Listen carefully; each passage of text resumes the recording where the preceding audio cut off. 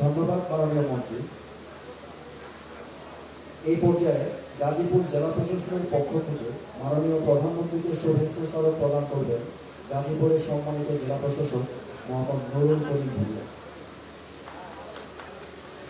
গণপ্রজাতন্ত্রী বাংলাদেশ সরকারের তৎকালীন মহামান্য রাষ্ট্রপতি মেজর জেনারেল জিয়াউর রহমান বীর উত্তম 18 ডিসেম্বর 1978 সালে গাজীপুর মহকুমার সদর দপ্তর উদ্বোধনের স্মৃতি স্মারক স্বরূপ শুভেচ্ছা স্মারক, যা শহীদ রাষ্ট্রপতি জিয়াউর রহমানের স্মৃতি বিজড়িত।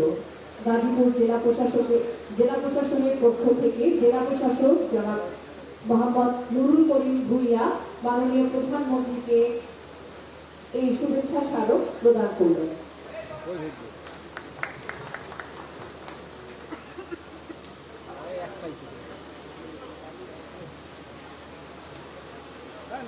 ধন্যবাদ জেলা প্রশাসক মহোদয়। এখন বিশেষ অতিথির বক্তব্য নিয়ে